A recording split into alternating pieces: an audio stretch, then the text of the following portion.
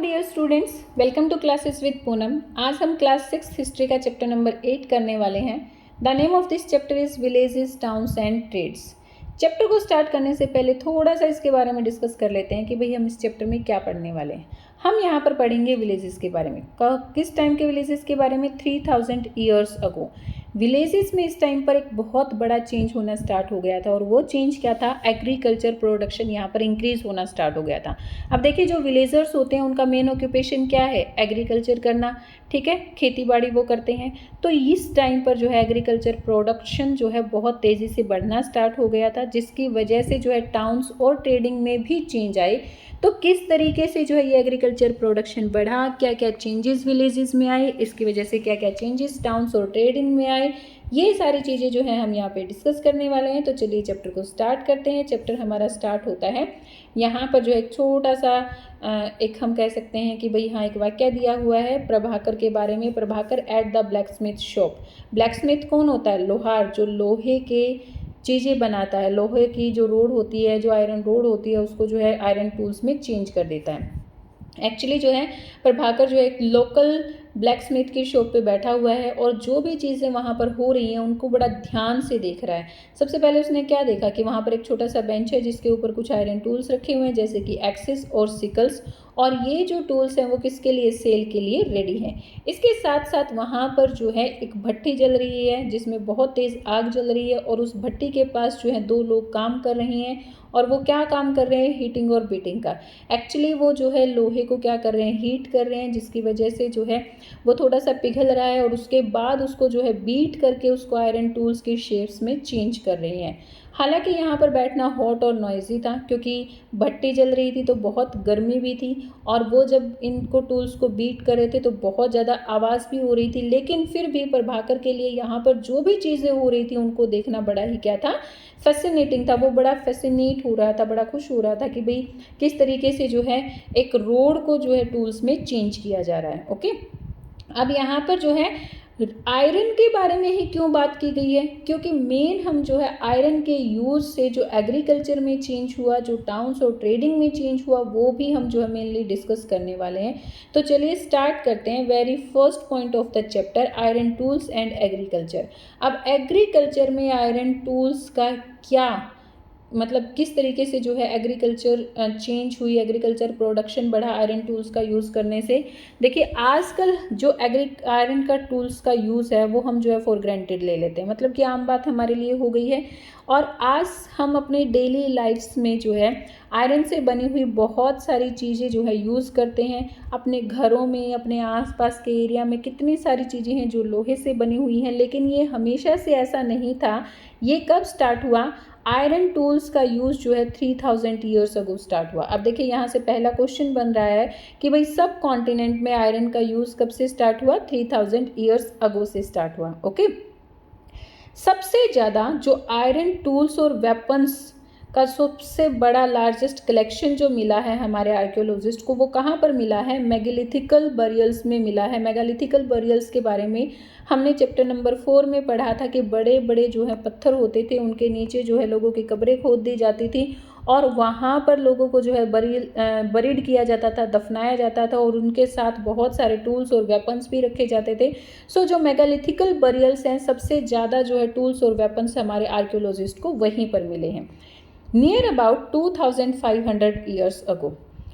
यहाँ पर जो है आयरन टूल्स का यूज़ का ग्रो होना, इसके एविडेंसेस हमारे आर्कियोलॉजिस्ट को मिले हैं कि जो आयरन टूल्स का यूज़ की ग्रोइंग थी वो कब से स्टार्ट हुई? 2500 ईयर्स अगो से स्टार्ट हुई। यहाँ पर जो है कुछ टूल्स जैसे कि एक्सिस और प्लोशेयर, आयरन के एक्सिस और प्लोशेयर का यूज़ होना स्टार्ट हो गया। एक्सिस का यूज़ किस लिए होता था? फॉरेस्ट को क्लियर करने के लिए। और प्लोशेयर क्या होता है? हल, लोहे के हल का यूज़ होना स्टार्ट हो गया। इससे पहले जो प्लोशेयर यूज़ किया जाता था वो किससे बना हुआ होता था? वुड से बना हुआ होता था। अब वुड और आयरन में अगर हम कंपैरिजन करें तो देखिए, आयरन स्ट्रॉन्ग होता है। जब वुड के प्लोशेयर यूज़ किए जाते थे तो वहाँ पर जो है लैंड को टिल्ट करना थोड़ा सा ज़्यादा मुश्किल हो जाता था, क्योंकि ये लैंड के पूरे अंदर तक नहीं जा पाते थे, तो टिल्टिंग अच्छे से नहीं होती थी लैंड की। लेकिन जब आयरन के प्लोशेयर का यूज़ हुआ तो बहुत अच्छे से जो है लैंड की टिल्टिंग होना स्टार्ट हुई, जिसकी वजह से जो है एग्रीकल्चर प्रोडक्शन बढ़ गया। ओके, अब सिर्फ यहाँ पर आयरन टूल्स का यूज़ नहीं किया गया एग्रीकल्चर प्रोडक्शन बढ़ाने के लिए, दूसरे भी मेथड्स थे, दूसरे भी स्टेप्स उठाए गए जिसकी वजह से एग्रीकल्चर प्रोडक्शन बढ़ सके। और उसमें सेकंड मेथड क्या था, इरिगेशन। देखिए पहला तो था आयरन टूल्स का यूज़ करना, आयरन टूल्स की यूज़ की वजह से जो है लैंड को टिल्ट करना ईजी हो गया, जिसकी वजह से उसकी फर्टिलिटी जो है बनी रहती थी। इसके बाद जो है दूसरा जो स्टेप लिया गया वो क्या था, इरिगेशन, यानी कि खेतों में पानी देना। हम ये सब जानते हैं कि जो किंग्स और किंगडम्स थे उनका जो है एग्जिस्ट करना वो किसके बिना, विलेजेस की फ्लोरिशिंग के बिना पॉसिबल ही नहीं था। विलेजेस के फ्लोरिशिंग के बिना कैसे कह सकते हैं कि पॉसिबल नहीं था। एक्चुअली जो है किंग्स को जो है जो पैसा मिलता था वो किससे मिलता था, टैक्स से मिलता था। और सबसे ज़्यादा जो टैक्स लगाया जाता था वो किसके ऊपर, एग्रीकल्चर के ऊपर ही लगाया जाता था। तो राजाओं ने क्या सोचा, जैसे जितना एग्रीकल्चर प्रोडक्शन बढ़ेगा उतना ही ज़्यादा टैक्स वो जो है लोगों से ले सकते हैं। तो इसके ऊपर उन्होंने जो है काम करना स्टार्ट कर दिया। और उन्होंने क्या काम करना स्टार्ट किया, जब नए टूल्स का यूज़ करना स्टार्ट किया गया, इसके साथ साथ जो है ट्रांसप्लांटेशन, जिसके बारे में हम चैप्टर 5 में रीड कर चुके हैं। ट्रांसप्लांटेशन यानी कि जो क्रॉप्स होती थी उसको जो है एक खेत से दूसरे खेत में ले जाया जाता था। देखिए पहले क्या होता था कि भाई यहाँ पर चावल ग्रो किए और इसी खेत में वो लगे रहते थे, जिसकी वजह से क्या होता था कि बीज जो होते थे वो इधर उधर पड़े हुए होते थे, तो ज़्यादा वो कंजस्टेड हो जाते थे, तो उनकी प्रोडक्शन इतनी अच्छी नहीं होती थी। तो धीरे धीरे लोगों ने किस मेथड को डेवलप किया कि भाई यहाँ पर जो एक्सेस में लगे हुए हैं ना पौधे, उनको जो है दूसरी लैंड में जाकर ग्रो कर देते हैं। तो ट्रांसप्लांटेशन के बारे में हम चैप्टर 5 में रीड कर चुके हैं। ट्रांसप्लांटेशन और टूल्स का यूज़ करने से एग्रीकल्चर प्रोडक्शन तो बढ़ा ही बढ़ा, इसके साथ साथ जो है इरिगेशन का भी यूज़ किया गया। इरिगेशन पहले जो है सिर्फ मेनली किसके ऊपर डिपेंड करती थी, बरसात के ऊपर डिपेंड करती थी। लेकिन बरसात का पानी जो है इनफ नहीं होता था, वो जो है टाइमली आता भी नहीं था। तो इसीलिए जो है इरिगेशन के नए सिस्टम को, नए स्टेप्स इरिगेशन के लिए उठाए गए। और उसमें क्या था, सबसे पहले irrigation work that were built during the time included, यहाँ पर क्या क्या चीज़ें बनाई गई, कैनाल्स बनाए गए, कुएँ खोदे गए, टैंक्स बनाए गए और आर्टिफिशियल लेक्स बनाई गई, ताकि खेतों में पानी जो है अच्छे से दिया जा सके, टाइम पे दिया जा सके, जिस टाइम पर जो है नीड होती है। Okay, if you look at the chart, नीचे देखिए भाई एक चार्ट दिया हुआ है। तो यहाँ पर जो है कंस्ट्रक्शन ऑफ इरिगेशन के कुछ मेथड, कुछ स्टेजेस दी हुई हैं। तो इन स्टेजेस को हमें जो है क्या करना है, filling the blanks according to the मतलब उनके कि पहले कौन सा स्टेप होता है, फिर उसके बाद कौन सा होता है, उसके अकॉर्डिंग यहाँ पर ये 4 हमें दिए हुए हैं, इनको हमें ब्लैंक में फिल करना है। सबसे पहला क्या आता है, Kings need money for आर्मीज, places और फोर्ट्स। आर्मीज बनाने के लिए, प्लेसेस और फोर्ट्स बनाने के लिए राजाओं को किसकी ज़रूरत होती थी, पैसे की ज़रूरत होती थी। और वो पैसा कहाँ से डिमांड करते थे, they demanded taxes from the farmers. Okay, अब उन्होंने जब फार्मर्स से डिमांड किया तो फार्मर्स को किस चीज़ की ज़रूरत हुई, फार्मर्स जो है have to increase the production to pay the taxes. तो ये नंबर 3 पे आएगा। फार्मर्स पैसा कहाँ से देंगे, जब उनकी एग्रीकल्चर प्रोडक्शन होगी उसी से तो देंगे। तो उनको जो है एग्रीकल्चर प्रोडक्शन बढ़ाने की ज़रूरत पड़ी। और ये किससे पॉसिबल था, इरिगेशन से पॉसिबल था। इरिगेशन से पॉसिबल था तो किंग्स जो थे उन्होंने जो है इरिगेशन वर्क के लिए पैसा देना स्टार्ट किया। ये किस पे आएगा, नंबर 5 पे आएगा। ये जो है नंबर 3 पे आएगा। अब नंबर 6 पे क्या है, जब किंग्स ने पैसा दिया इरिगेशन के लिए तो लोगों ने जो है यहाँ पर बहुत सारा काम भी किया, प्रोडक्शन इंक्रीज हुई और इसके साथ रिवेन्यू बढ़ाया गया। और इस प्रोडक्शन इंक्रीज से सिर्फ किंग्स को नहीं बल्कि फार्मर्स को भी बेनिफिट हुआ। Farmers also benefit because crop production is more certain, क्योंकि उनकी प्रोडक्शन जो है अब बढ़ गई थी। Who lived in the villages? अब गांव में कौन लोग रहते थे। अब हमने ये तो देख लिया कि भाई गांव में एग्रीकल्चर की जाती थी और उसी से जो है टैक्स मिलता था। अब लेकिन गांव में कौन कौन लोग रहते थे। एक्चुअली अगर हम बात करें टाइप्स की तो there were at least 3 different kinds of people living in the most villages in the southern and the northern parts of the subcontinent के, ये हमारी कंट्री है, कंट्री के सदर्न और नॉर्दर्न पार्ट में 3 टाइप्स के जो है लोग वहाँ पर रहा करते थे। तो पहले हम जो है सदर्न पार्ट की बात करते हैं। सदर्न पार्ट में क्या, तमिल की बात करते हैं, तमिल रीजन की बात करते हैं। यहाँ पर 3 टाइप्स के लोग कौन रहते थे, बड़े बड़े लैंड ओनर्स जिनको कि किसके नाम से, वल्लार के नाम से जाना जाता है। सबसे पहले कौन आए, वल्लार। सबसे पहले ये जो बताए हुए हैं ये अकॉर्डिंग टू द इनके सोशल रैंक के अकॉर्डिंग बताए हुए हैं। ये बड़े बड़े लैंड ओनर्स होते थे, ओके। सबसे पहले ये होते थे, फिर उसके बाद ऑर्डिनरी प्लोमैन होते थे, यानी कि खेती करने वाले लोग होते थे, और इनको क्या कहा जाता था, उझावर कहा जाता था। क्या कहा जाता था, उझावर, ठीक है। इसके बाद लैंडलेस लेबरर्स आते थे, और इनमें जो है स्लेव्स भी होते थे, जिनको किसके नाम से जाना जाता था, कैरिसियार या फिर अदिमई के नाम से जाना जाता था। तो ये 3 टाइप्स के लोग जो है सदन गांव में रहते थे। सबसे पहले कौन थे भाई, वल्लार थे सबसे फर्स्ट नंबर पर जो आते हैं। दूसरे नंबर पर कौन आते हैं, उझावर आते हैं। और तीसरे नंबर पर कौन आते हैं, कैदिसियार या फिर अदिमई आते हैं। ये बहुत इंपॉर्टेंट है कि भाई वल्लार किन्हें कहा जाता था, लार्ज लैंड ओनर्स को वल्लार कहा जाता था। उझावर कौन होते थे, जो ऑर्डिनरी प्लोमैन, जो किसान वहाँ पर होते थे, उनको उझावर कहा जाता था। और ऐसे लोग जिनके पास लैंड नहीं होती थी, जो लेबरिंग का काम करते थे या फिर जो स्लेव्स होते थे, उनको क्या कहा जाता था, कैदिसियार या फिर अदिमई उनको कहा जाता था। तो इन तीनों को आपको बहुत अच्छे से याद रखना है, क्योंकि ये जो है एग्जाम्स में आते ही आते हैं, इनसे जो है क्वेश्चन पूछा ही जाता है। ये तो था साउथ के बारे में। अब हम बात करते हैं northern part of the country. हमारी कंट्री का जो नदर्न पार्ट था उसमें कौन होता था, उसमें सबसे पहले जो गांव का हेडमैन होता था, विलेज हेडमैन, जिसको किस नाम से जाना जाता था, ग्राम भोजक के नाम से जाना जाता था। तो ये सबसे पहले सोशल रैंक के अकॉर्डिंग सबसे ऊपर वाला ये बंदा होता था, जिसको ग्राम भोजक के नाम से जाना जाता था। यूजुअली जो है ये जो ग्राम भोजक की पोजीशन जो थी वो किसे दी जाती थी, फैमिली में ही दी जाती थी, यानी कि ये जनरेशन टू जनरेशन पास होती थी। सपोज करो मेरे ग्रैंडफादर आज ग्राम भोजक हैं, तो उसके बाद मेरे फादर बनेंगे, देन उनके बाद मेरा ब्रदर बनेगा, देन उसके बाद जो है मेरा ब्रदर का बेटा बनेगा। तो ऐसे जनरेशन टू जनरेशन पास की जाती थी, यानी कि हम कह सकते हैं ये जो पोस्ट हुआ करती थी वो क्या हुआ करती थी, हेरिडिटरी हुआ करती थी। जो ग्राम भोजक हुआ करते थे वो क्या होते थे भाई, बड़े बड़े लैंड ओनर्स होते थे, ओके। इनके पास बहुत ज़्यादा ज़मीनें होती थी, बहुत ज़्यादा लैंड्स होती थी, और ये अपनी लैंड पर काम करने के लिए किसको, स्लेव्स रखते थे, या फिर जो है वर्कर्स को हायर करते थे अपनी लैंड को कल्टीवेट करने के लिए। इसके साथ साथ ये बहुत पावरफुल थे गांव में, क्योंकि इनके पास बहुत ज़्यादा ज़मीन भी थी, तो ये बहुत पावरफुल थे। तो इसीलिए जो किंग होते थे वो मेनली गांव में टैक्स कलेक्ट करने का काम भी इन्हीं को दे देते थे। इसके साथ साथ ये गांव में जो है जज और समटाइम्स जो है पुलिसमैन की तरह भी काम करते थे, यानी कि किसी का अगर झगड़ा होता था तो उनको पकड़ना, और उस पकड़ने के बाद उनका केस सुनना और उसको सज़ा सुनाने का काम भी यही करते थे। तो सबसे पहले नदर्न पार्ट में कौन आता है, सबसे पहले ऊपर फर्स्ट रैंक पर ग्राम भोजक आते हैं, ओके। अपार्ट फ्रॉम ग्राम भोजन के अलावा वहाँ पर जो है इंडिपेंडेंट फार्मर्स थे, यानी कि ये ऐसे फार्मर्स थे जिनके पास थोड़ी सी लैंड होती थी, और ये लोग जो है अपने ही लैंड में काम करते थे, और इनको क्या कहा जाता था, गृहपतीस कहा जाता था। देखो जो ग्राम भोजक होते थे उनके पास लैंड ज़्यादा होती थी, तो वो अपनी लैंड में खुद काम नहीं करते थे, वो अपनी लैंड को कल्टीवेट करने के लिए किसको यूज़ करते थे, स्लेव्स को यूज़ करते थे, या फिर वर्कर्स को हायर करते थे। लेकिन जो गृहपतीस होते थे उनके पास थोड़ी लैंड होती थी, और वो जो है अपनी लैंड पर जो है खुद ही काम करते थे। ये छोटे, इनको हम जो है स्मॉल लैंड ओनर्स के नाम से भी जान सकते हैं। एंड इसके अलावा दूसरे भी यहाँ पर मैन और विमेन हुआ करते थे, जिनको क्या कहा जाता था, दास कर्मकार कहा जाता था। क्या कहा जाता था, दास कर्मकार। तो ये हो गई 3 टाइप्स के लोग जो नदर्न पार्ट में रहते थे।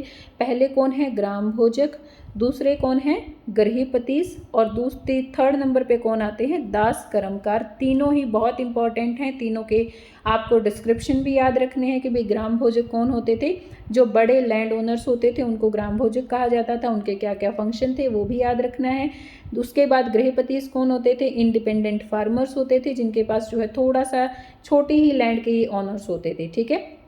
थर्ड नंबर पे जिन लोगों के पास जो है लैंड नहीं होती थी, जो दूसरों के यहाँ काम करते थे, जो जैसे कि ग्राम भोजक के यहाँ, उनको कहा जाता था दास कर्मकार, ओके। इनके पास अपने कोई लैंड नहीं होती थी, अपने कोई फील्ड नहीं होते थे।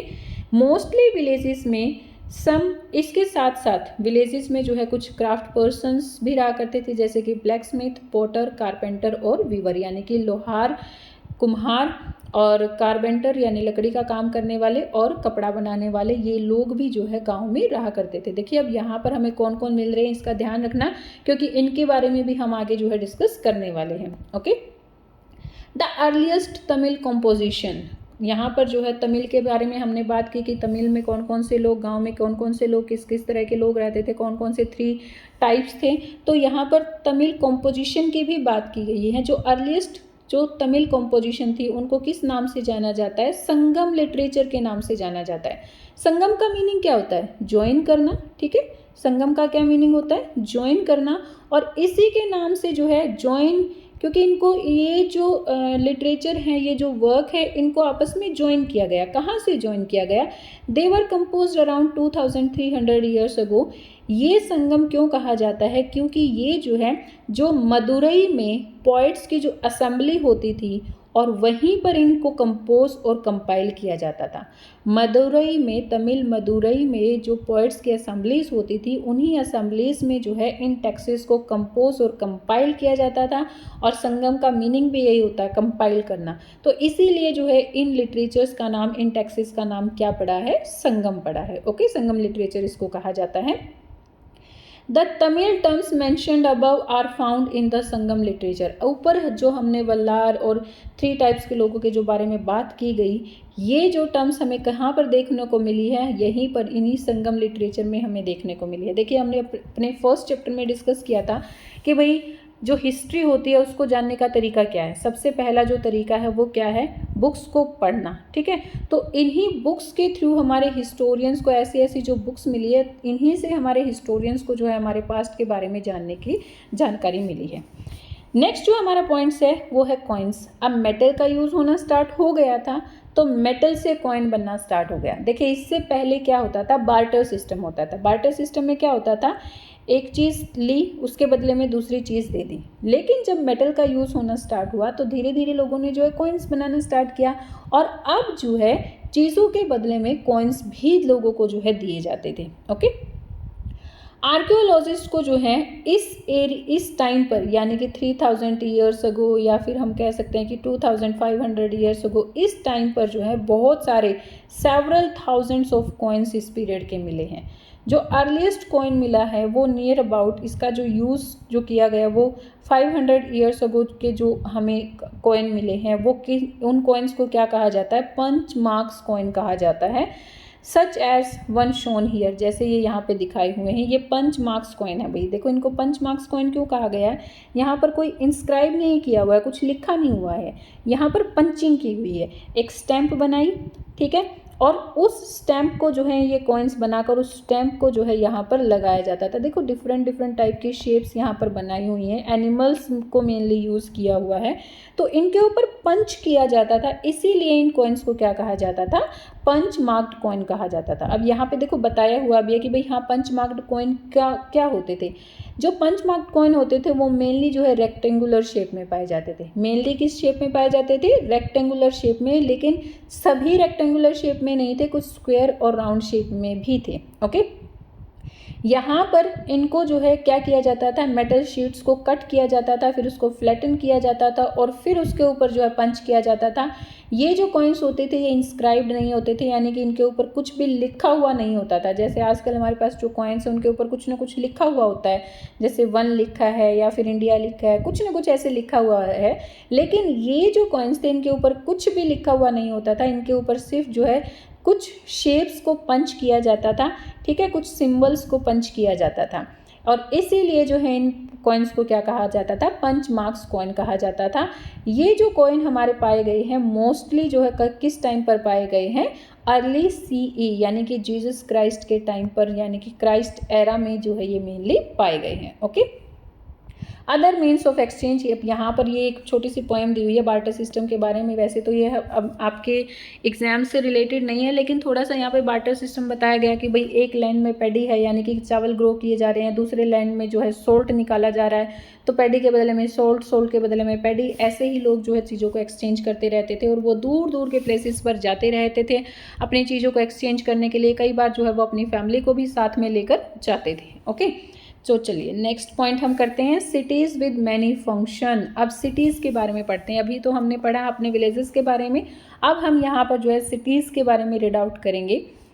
Very often a single town was important for variety of reason. कई बार जो है एक सिंगल टाउन ही बहुत सारे रीजन्स की वजह से क्या बन जाता था, इम्पॉर्टेंट बन जाता था। और यहाँ पर हम जिस टाउन के बारे में डिस्कस करने वाले हैं वो मथुरा के बारे में डिस्कस करने वाले हैं कि मथुरा बहुत इम्पॉर्टेंट था उस टाइम पर। क्यों था इम्पॉर्टेंट, यहाँ पर उसके कुछ रीजन्स दिए हुए हैं। मथुरा जो है 2500 ईयर्स अगो एक इम्पॉर्टेंट सेटलमेंट थी। और ये इम्पॉर्टेंट क्यों था, क्योंकि ये जो है एक क्रॉस रोड के ऊपर जो है लोकेटेड था। क्रॉस रोड देखो, अगर वेस्ट से ईस्ट आ रहे हैं लोग या फिर नॉर्थ से साउथ आ रहे हैं तो मथुरा यहाँ पर लोकेटेड था। यानी कि वेस्ट से ईस्ट जाते हुए लोग भी जो है मथुरा में रुकेंगे, मथुरा से उनका रूट था। नॉर्थ से साउथ आते हुए लोग भी मथुरा में रुकेंगे, मथुरा ही उनका रूट था।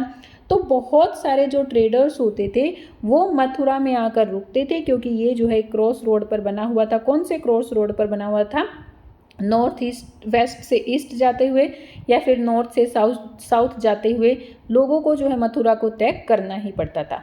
अब मथुरा कैसी सिटी थी, मथुरा जो है एक फोर्टिफिकेशन वाली सिटी थी। यानी कि इसके चारों तरफ जो है क्या किया हुआ था, फोर्टिफिकेशन, चार दीवारी बनाई हुई थी सिटी के चारों तरफ। और इसमें बहुत सारे मंदिर भी थे। आज भी हम जानते हैं कि मथुरा किसके लिए फेमस है, कृष्णा के लिए, यानी कि रिलीजियस पर्पज़ के लिए आज भी वो फेमस है।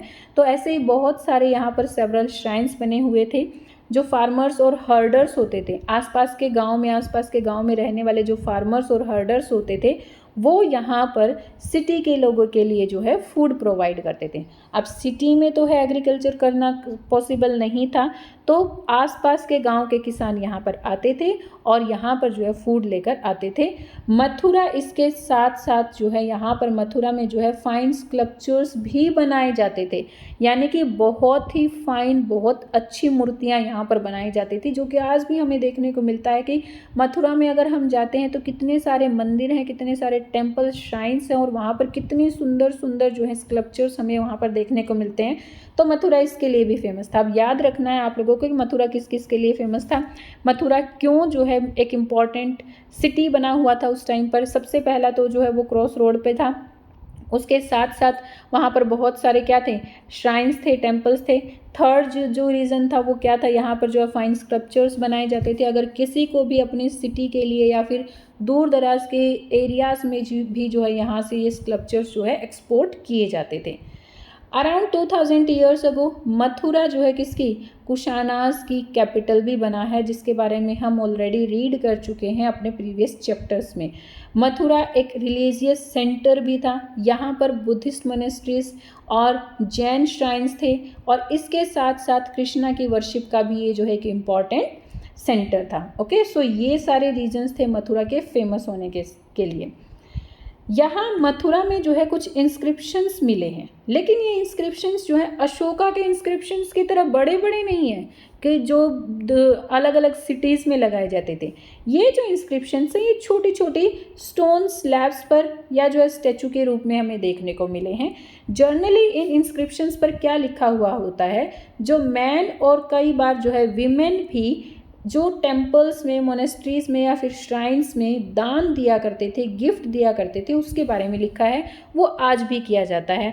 अगर देख लीजिए आप, कोई टेम्पल नया बन रहा है और उस टेम्पल में कोई एक रूम बना देता है या फिर यहाँ पर कोई मूर्ति रखवा देता है, तो उसमें क्या किया जाता है कि एक छोटी सी स्टोन की स्लैब ली जाती है और वहाँ पर लिख दिया जाता है कि भाई हाँ, ये रूम या मूर्ति जो है इस पर्सन ने लगवाई है और उसको जो है टेम्पल में लगा दिया जाता है। वो आज भी किया जाता है और सेम चीज़ें जो हैं पहले भी की जाती थी। ये छोटे छोटे इंस्क्रिप्शंस वहाँ पर मिले हैं, जिसमें इन इंस्क्रिप्शंस में ज़्यादा कुछ नहीं है, सिर्फ यही लिखा है कि भाई मैन और वीमेन जो है जो मोनेस्ट्रीज और श्राइन्स में जो गिफ्ट देते थे उसी के बारे में लिखा हुआ है। और ये गिफ्ट कौन कौन देते थे भाई, kings, queens, officers, merchants, craft persons जो सिटी में रहते थे। इसके साथ साथ वहाँ पर रहने वाले जो goldsmith, blacksmith, weavers, basket makers, garland makers, perfume makers, perfumers जो होते थे, ये सब भी जो है क्या वहाँ पर दान दिया करते थे और इन सब के बारे में वहाँ पर लिखा हुआ है। ओके, अब नेक्स्ट है crafts and crafts persons.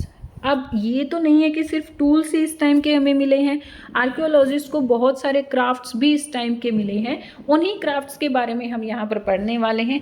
Mainly हम पढ़ेंगे भाई नर्दर्न ब्लैक पॉलिश, एक सबसे मेन जो वहाँ पर पॉटरी मिली है उसके बारे में। बहुत सारे आर्कियोलॉजिस्ट को जो है बहुत सारे क्राफ्ट्स के भी एविडेंस यहाँ पर मिले हैं। These include extremely fine pottery known as the northern black polish ware. इन पोट्री को क्या कहा जाता है? Northern black polish ware. Okay, it gets its name from the fact that it is generally found in the northern part of the continent. क्योंकि ये जो है हमारे कॉन्टिनेंट के नर्दर्न पार्ट में मिली है तो इसीलिए जो है इसका नाम नर्दर्न से लिया गया है। और ये ब्लैक हैं, बहुत बहुत ही फाइन पॉलिश इनके ऊपर किया गया है और ये वेयर हैं यानी कि बर्तन हैं, सो इसीलिए इनका नाम रखा गया northern black polish ware. Okay, remember, इसके साथ साथ remember that archaeological evidence for many crafts में नॉट हैव सर्वाइव। बहुत सारे और भी ऐसे क्राफ्ट हैं जो आज सर्वाइव नहीं कर पा रहे हैं। इसका मतलब ये नहीं कि उस टाइम पे यूज़ नहीं किए जाते थे, बहुत सारे यूज़ किए जाते थे, बस कुछ जो है हमारे आर्कियोलॉजिस्ट को मिले हैं और कुछ नहीं मिले हैं। We know from text that the manufacturer of cloth was important. और हमें जो है जो तमिल के जो टेक्स्ट लिखा हुआ है, जो संगम टेक्स्ट है या फिर और भी बहुत सारे ऐसे टेक्स्ट हैं, उनसे पता चला है कि भाई उस टाइम पर क्लॉथ भी बहुत इंपॉर्टेंट था, यानी कि क्लॉथ भी वीव किया जाता था। बहुत सारे फेमस सेंटर जैसे कि वाराणसी, नॉर्थ में वाराणसी और साउथ में मदुरई में इसके एविडेंसेस मिले हैं कि भाई यहाँ पर मैन और वीमेन दोनों मिलकर जो है क्लॉथ वीविंग का काम किया करते थे। अब थोड़ा सा हम जो है ये नर्दर्न ब्लैक पॉलिश वेयर जो है इसके बारे में पढ़ लेते हैं। ये किससे? व्हील से बनाई जाती है और मेटेलिक लुकिंग, मतलब कि ऐसा लगता है कि जैसे ये मेटल की बनी हुई है। एक्चुअली मेटल की नहीं बनी हुई, ये जो है मिट्टी की ही बनी हुई है, लेकिन इसको देखने से लगता है कि भाई हाँ ये मेटल से बनी हुई, इसका मेटेलिक वे लुक है। ओके, जो पॉटर होते हैं वो क्या करते हैं, अपने ये जो अर्थनवेयर होते हैं यानी कि जो पोट ये मिले हैं, इनको इन्होंने बहुत हाई टेम्परेचर पर भट्टियों में, किल्न क्या होती हैं? भट्टियाँ, यहाँ भट्टियों में इनको पकाया। उसके बाद से जो है इसके ऊपर बहुत ही फाइन ब्लैक पॉलिश की, जिसकी वजह से जो है इस फाइन पॉलिश की वजह से ये जो पोट्री है वो किसकी तरह? मिरर की तरह चमकती हैं। अब rules for spinning and weaving, ऊपर हमने पढ़ा कि भाई क्लॉथ भी इस टाइम पर बनाया जाता था। अब जब क्लॉथ्स बनाते थे तो उस क्लॉथिंग के स्पिनिंग और वीविंग के कुछ रूल्स हुआ करते थे, और ये रूल्स हमें कहाँ से पता चला है? अर्थशास्त्र से पता चला, जिसके बारे में हमने चैप्टर नंबर 7 में पढ़ा भी था। अब अर्थशास्त्र में जो वीविंग के जो रूल्स थे कि कौन कौन वहाँ पर वर्कर्स काम कर सकता है और कैसे कैसे काम कर सकता है, वो सब लिखा हुआ है। ओके, वहाँ पर क्या डिस्क्राइब किया हुआ है कि जो वीविंग और स्पिनिंग होती थी वो वर्कशॉप में under the supervision of special officers, जो स्पेशल ऑफिशियल्स होते थे यानी कि सुपरिटेंडेंट होते थे, उनके सुपरविजन में वहाँ पर स्पिनिंग और वीविंग की जाती थी। अब इसके लिए रूल्स क्या क्या थे? सबसे पहला तो कौन कौन वहाँ पर काम करेगा। अब काम करने वाले लोगों में कौन था? विडो थी, यंग विमेन जो कि डिफरेंटली एबल्ड होती थी, नर्स होती थी, और कुछ जो है कार्टिसंस की मदर होती थी। कौन होते? ये वैश्याओं की जो मदर होती थी वो, रिटायर वुमेन जो कि किंग के जो किंगडम में सर्वेंट्स होती थी, रिटायर्ड वीमेन होती थी, वो भी काम करती थी। इसके साथ साथ टेम्पल की जो रिटायर्ड वीमेन होती थी वो भी यहाँ पर काम करती थी। और ये लोग जो है किस किस चीज़ की प्रोसेसिंग करते थे? वूल, बार्क, कॉटन, हेम्प और फ्लैक्स की ये जो है प्रोसेसिंग करते थे। ठीक है, तो सबसे पहला रूल तो ये हो गया कि भाई हाँ कौन कौन यहाँ पर काम करता था, कौन कौन लोग यहाँ पर काम कर सकते थे। अब नेक्स्ट क्या है? They should be paid according to the quality and quantity of the work, और उन्हें जो है वर्क की क्वालिटी और क्वांटिटी के अकॉर्डिंग ही पे किया जाता था कि भाई किसने कितना अच्छा बनाया है और किसने कितना ज़्यादा मात्रा में बनाया है, उसी के अकॉर्डिंग उनको पे किया जाता था। कुछ ऐसी वीमेन थी उस टाइम पर जिनको जो है अपने घर छोड़ने की परमिशन नहीं थी, तो जो घरों से बाहर नहीं जा सकती थी वो क्या करते थे? अपने मेड सर्वेंट को भेजती थी, और वो मेड सर्वेंट क्या करते थे? सुपरिटेंडेंट से जो है मटेरियल लेकर आते थे, उसके बाद वो सामान बनाती थी, और वही सर्वेंट्स जो है फिनिश्ड सामान को जो है दोबारा सुपरिटेंडेंट तक देकर आती थी। ओके, अब नेक्स्ट जो रूल है वो क्या था कि भाई जो विमेन वर्कशॉप तक जा सकती थी उन्हें डॉन टाइम पर जाना होता था। कौन से टाइम पर? Don time. डॉन कौन सा टाइम होता है? अर्ली मॉर्निंग का जो टाइम होता है, क्योंकि उस टाइम पर क्या होता था कि भाई हाँ लाइट ठीक होती है, जिससे जो है उनके वर्क को अच्छे से देखा जा सकता है। और वो डॉन टाइम पर अपने वर्क को देने के लिए और अपने वेजेस को रिसीव करने के लिए जाते थे। दे should be enough light, because उस टाइम पर जो है काम करने के लिए इनफ लाइट होती थी। ओके, तो एक और रूल यहाँ पर था, फोर्थ रूल क्या था? अगर सुपरिटेंडेंट किसी विमेन से बुरे तरीके से बात करता था या फिर जो है उसकी तरफ जो है बुरे तरीके से देखता था तो उनको जो है पनिश किया जाता था, सुपरिटेंडेंट को पनिश भी किया जाता था। ऐसा नहीं है कि भाई विमेन काम कर रही हैं तो उनसे किसी भी तरीके से बात करेंगे, नहीं। अगर सुपरिटेंडेंट वहाँ पर किसी भी वुमेन से गंदे तरीके से बात करता था या बुरी तरीके से उनकी तरफ देखता था, उनको पनिश भी किया जाता था। और फिफ्थ रूल क्या था कि अगर कोई वुमेन टाइम पर अपना काम कंप्लीट नहीं करती थी तो उनको जो है फ़ाइन पे करना होता था, और कई बार तो जो है उनके थम्स भी काट दिए जाते थे। देखिए भाई बहुत मुश्किल था काम करना, इजी नहीं था उनके लिए काम करना, बट हाँ अपनी लाइवलीहुड के लिए उन्हें काम करना पड़ता था। अब नेक्स्ट क्या था? जो ये क्राफ्ट पर्सन्स थे या फिर जो मर्चेंट्स थे, उन्होंने अपनी एसोसिएशंस बना ली थी, और इन एसोसिएशंस को क्या कहा जाता था? श्रेणी कहा जाता था, यानी कि एक के बाद एक, इसी को तो श्रेणी कहा जाता है। इन एसोसिएशंस को क्या कहा जाता था? श्रेणीज कहा जाता था। और इन एसोसिएशन में कौन कौन लोग थे? किन किन लोगों ने अपनी एसोसिएशन बनाई थी? क्राफ्ट पर्सन्स और मर्चेंट्स ने। ये बहुत इंपॉर्टेंट है कि भाई किन किन लोगों ने जो है अपनी एसोसिएशंस बनाई थी? क्राफ्ट पर्सन्स और मर्चेंट्स ने। और उन एसोसिएशंस को क्या कहा जाता था? श्रेणीज कहा जाता था। अब जो क्राफ्ट पर्सन्स ने जो श्रेणीज बनाई थी, उन लोगों का क्या काम था? वो क्या करते थे? काम को करने की ट्रेनिंग प्रोवाइड करते थे, रॉ मटेरियल लोगों को प्रोवाइड करते थे, और उसके बाद जो है जो फिनिश प्रोडक्ट होते थे उनको जो है लोगों से लेते थे और फिर उसका जो है डिस्ट्रीब्यूशन भी करते थे। ये तो था क्राफ्ट पर्सन्स की श्रेणी का काम।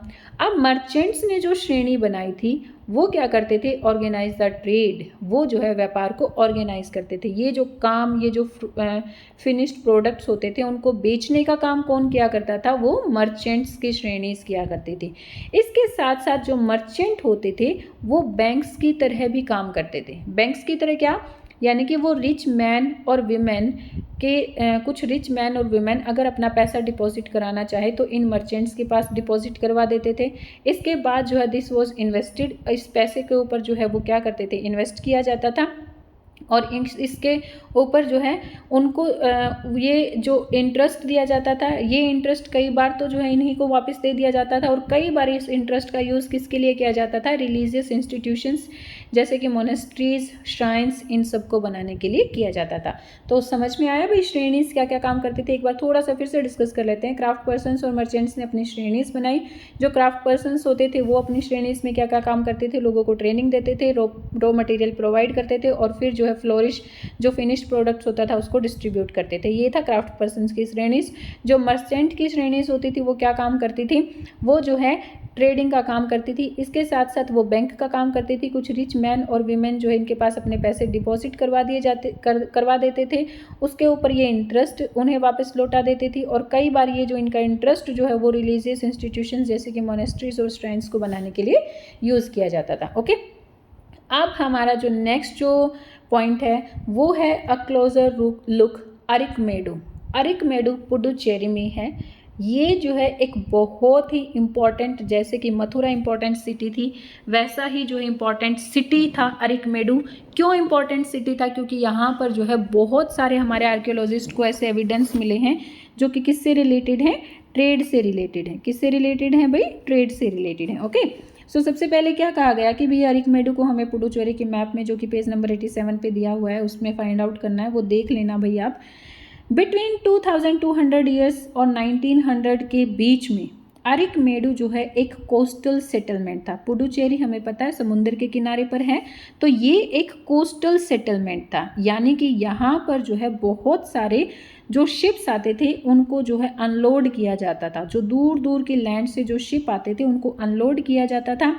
और यहाँ पर हमारे आर्कियोलॉजिस्ट को एक ईंटों का बना हुआ बहुत बड़ा एक मैसिव स्ट्रक्चर मिला है, जो मे बी जो है एक वेयर हाउस की तरह यूज़ किया जाता होगा। वेयर हाउस क्या होता है? स्टोर हाउस, जहाँ पर चीज़ों को स्टोर किया जाता है। यानी कि दूर दूर से जो शिप्स सामान लेकर आते थे वहाँ यहाँ पर इसको उतारा जाता था और फिर जो है स्टोर हाउस में रखा जाता था। Okay, next other finds include pottery from the Mediterranean region. यहाँ पर हमारे आर्कियोलॉजिस्ट को अब क्या क्या चीज़ें मिली हैं जिनका जो है ट्रेडिंग हुई। इसमें क्या है? पोट्री, जो कि कहाँ से आती थी? मेडिटेरियन रीजन से आती थी, जिनको किस नाम से बोला जाता है? एम्फाबोर, एमेफोर बोला जाता है। जो एमेफोर होते थे वो क्या होते थे? डबल हैंडल जार होते थे। देखो भाई, इस तरीके के जार होते थे, वो ऐसे बनाए जाते थे। सपोज ये जार है और ये डबल हैंडल, इसके इस साइड भी हैंडल और इसके इस साइड भी हैंडल, इस तरीके से ये लगे हुए होते थे। Okay, so mainly may be archaeologist ने जो है इसका मे बी क्या बोला है कि भाई शायद ये जो एमेफोर थे इनका यूज़ जो है किसके लिए किया जाता होगा? लिक्विड रखने के लिए, जैसे कि वाइन और ऑयल, इनके लिए किया जाता होगा।